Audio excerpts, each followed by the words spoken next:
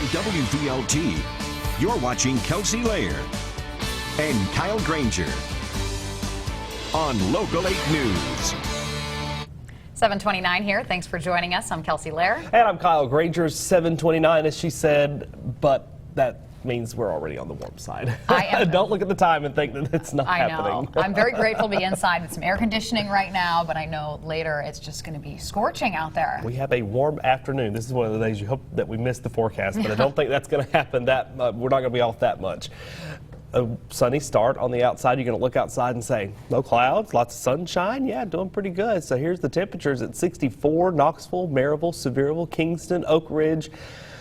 We're already in the mid-60s. 61 for Russellville, 58 Newport. Good morning to everybody. Here's the way the day paints out from 71 this morning all the way to 94 this afternoon. Sunny and warm, a sticky start. Some of you might have some baseball plans tonight and you're saying, oh, the Smoky Stadium's going to be a nice place to be because, you know, there's always a breeze there. But we'll see a nice night for the Chattanooga Lookouts and Tennessee Smokies, but still hot at 90 at game time. Well, earlier this week, we showed you a bear taking a dip in a pool in a California neighborhood. Well, that bear is still hanging around. Just take a look at this right here.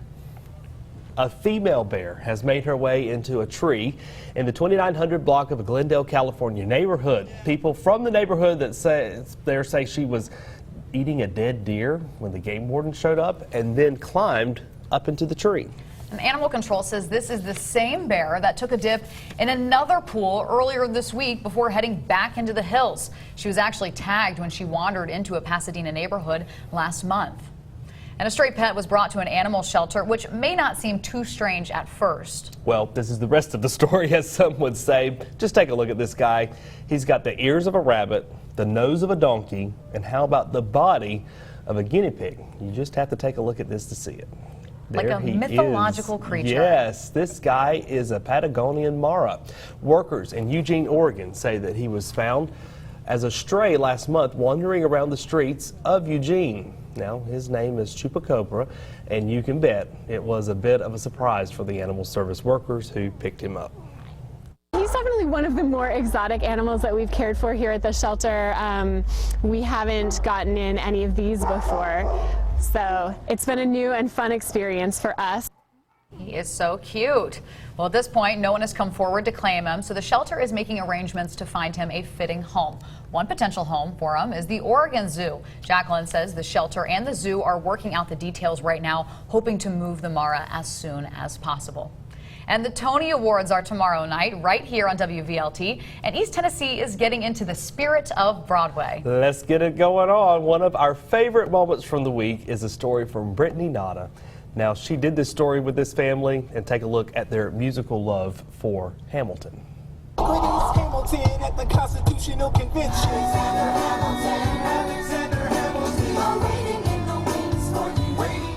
Unstopped. Gentlemen of the jury, I'm curious, bear with. Talks for 6 hours, the convention is listless. Right, young man? Yo, who the F is this?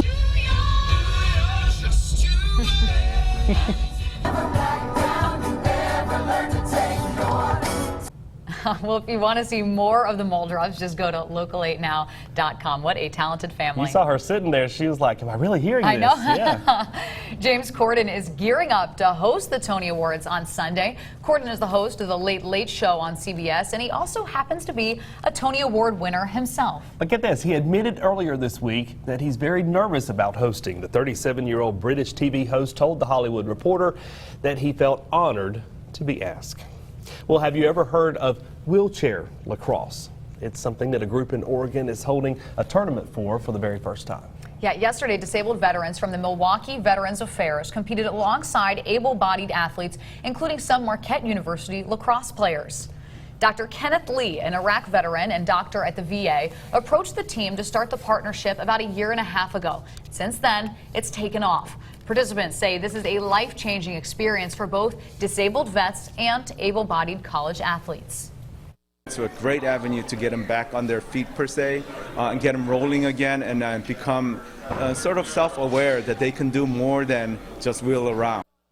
Jason Pareles from Marquette Lacrosse says that the wheelchair athletes set a great example for his players with their positive attitudes. No lacrosse, but you can play basketball, volleyball, fishing, a whole bunch of other sports, whatever you want to do in the daytime. At one place that I found in Gatlinburg, this new campground simply has almost everything. Yeah, our very own Kyle Granger shows us how this new campground is a little more upscale than most.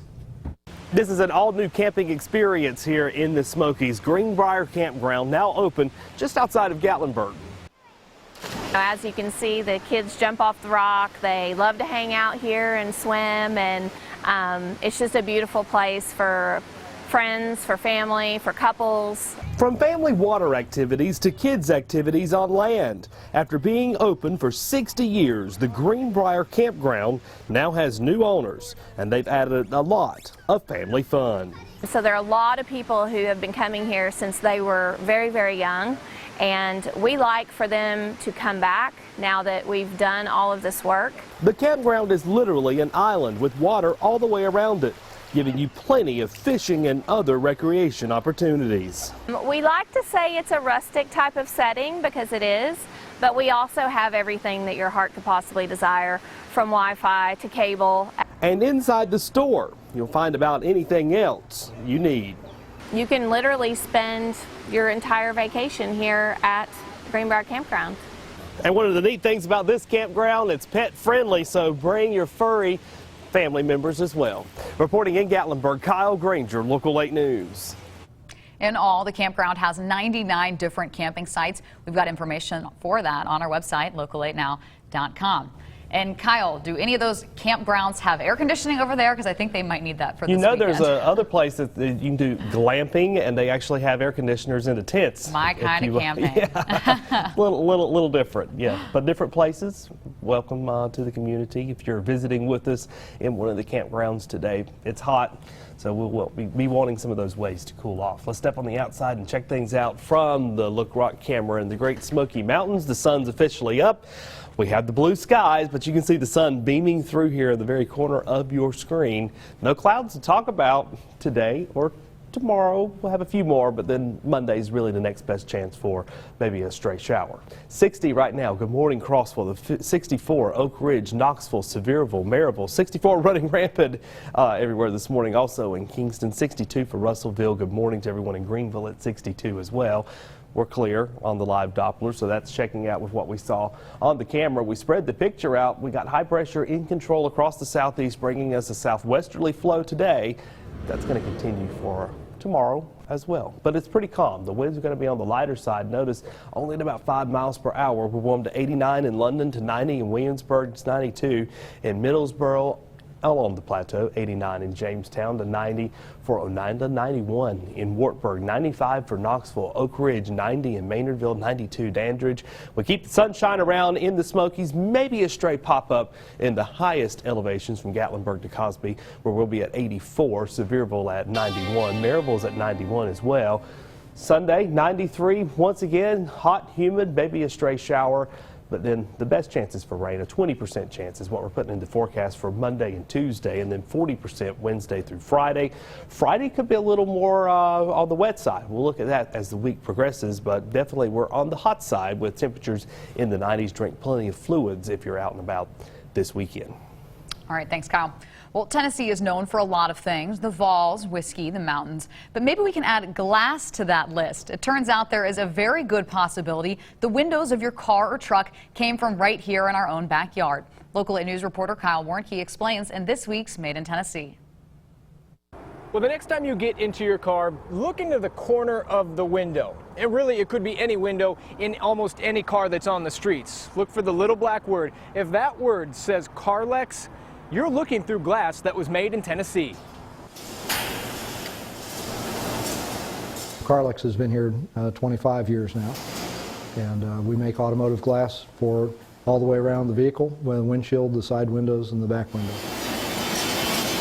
And it's not just cool that the glass is made here, it's how much glass is made in Tennessee.